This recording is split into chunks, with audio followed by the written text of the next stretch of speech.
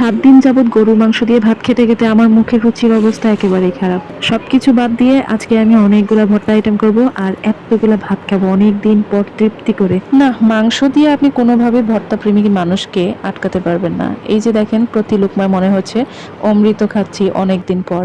So hello everyone, সবাই কেমন আছেন? আসসালামু আলাইকুম সবাইকে, এবং আরো নতুন একটি ব্লগ ভিডিও নিয়ে চলে আসলাম আপনাদের সাথে। আজকে শেয়ার করছি কি করলাম না করলাম, আর আজকে অনেকগুলো ভর্তা আইটেম করব। তো সবকিছুই থাকছে আজকের ব্লগ ভিডিওতে। প্রতিদিনের মতো সকালের শুরুটা আমার যেভাবে হয় আজকেও সেভাবেই হলো।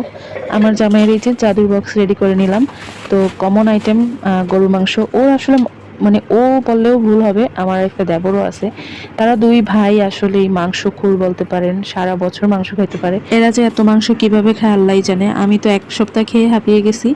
যাই হোক, লাঞ্চের জন্য খাবারগুলো দিয়ে দিলাম। তো সাথে সালাদও ছিল, লেবু, শসা, টমেটো এগুলো দিয়ে দিছি। এবার হচ্ছে আমার মেয়েকে রেডি করাচ্ছি। ও প্রায় 15 দিনের মতো বন্ধ পাইছিল। এতদিন ছুটি থাকার পরে এখন আজকে স্কুলে যাবে আমার মেয়ে প্রথম। তো ওকে রেডি করাচ্ছিলাম, খাইয়ে দাইয়ে তারপরে হচ্ছে ওকে বিদায় করে তারপরে আমি নিজেও নাস্তা করি নাই এখন পর্যন্ত। নাস্তা করব, আমার অনেক ক্ষুধা লাগছিল। অনেক দিন বাসায় ছিলাম না, বাসায় বাজারও নাই, বাজার টাজার করতে হবে, আজকে একটু প্যারা আছে। ওদের বাপ বেটিকে বিদায় দিয়ে তারপরে আমি নিজে নাস্তা খাই, তারপরে আরো অনেক কিছুই করছি টুকটাক, ওইগুলো আর আপনাদের সাথে শেয়ার করতে পারি নাই।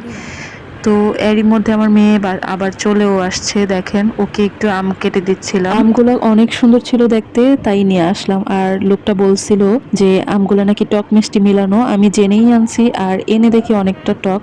টক বলতে ফজলি আমের মতো লাগছে, লাইক মিষ্টি টক মিলানোই, যেটা বলছে সেটাই। যাই হোক, আমার বাচ্চারা আবার ওই আমটা পছন্দ করে, এজন্যই আনলাম। তো আমি সকালে একটা পরোটা খাইছিলাম, আমার অনেকটা খিদা লেগে গেছে। এখন মেয়েকেও 2টা পরোটা ভেজে দিব, তার সাথে আমি একটা খাবো আর কি। একটা আমি, একটা আমার মেয়ে খাবে। তো এই যে নাস্তা টাস্তা খেয়ে তারপরে হচ্ছে রান্নাটা বসিয়ে দিব। সকালে নাস্তা করব, এটাও হচ্ছে গরুর গোস্ত দিয়ে করতে হবে। কি একটা অবস্থা দেখেন, রাত সকাল দুপুর মানে সারাক্ষণ গরুর মাংসের উপরেই আছি 7 দিন যাবত। মুখের রুচি টুচির 12টা বেজে গেছে মাংস খেতে খেতে। কারা এত মাংস খেতে পারেন আমাকে কমেন্ট করে জানাবেন। শুধু যে রুচির প্রবলেম তাও কিন্তু না, গরুর মাংসতে আমার প্রচুর অ্যালার্জি, সেই জন্য খুব প্রবলেম হচ্ছে, আর খেতে ইচ্ছা হচ্ছে না। তো এই যে আমিও গরু মাংস দিয়ে আবার না চাইলেও নাস্তাটা করে নিচ্ছি।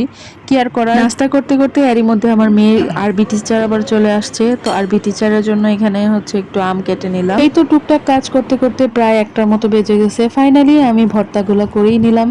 তো এখানে ছিল বেগুন ভর্তা, তারপরে হচ্ছে লাল লাল মরিচ দিয়ে অনেকগুলো ঝাল ঝাল করে একদম শুটকির ভর্তা বানাইলাম। তারপরে ছিল করলা ভাজি, তাও ওই যে গরুর মাংস তো ছিলই, তো ওইটাও সাথে আবার নিয়ে নিয়েছি। আচ্ছা, আরেকটা হাসির কথা কি জানেন, এই যে এত মিস করতেছি মানে এই ভর্তা আইটেমগুলা, এগুলা খাওয়ার সাথে সাথে আবার কিন্তু গরুর মাংসকেও মিস করতেছি। কি একটা অবস্থা বলেন তো। সব খাওয়ার পরে মনে হচ্ছে না একটু গরুর গোস্ত দিয়ে ভর্তা দিয়ে খাই। তো দেখেন কি মনে হচ্ছে জানেন, উফ, এখন আমার আবারও খেতে ইচ্ছে করতেছে। যাই হোক, আজকে ব্লগ ভিডিওটা এখানেই রাখছি। সবাই ভালো থাকেন, সুস্থ থাকেন, আল্লাহ হাফিজ।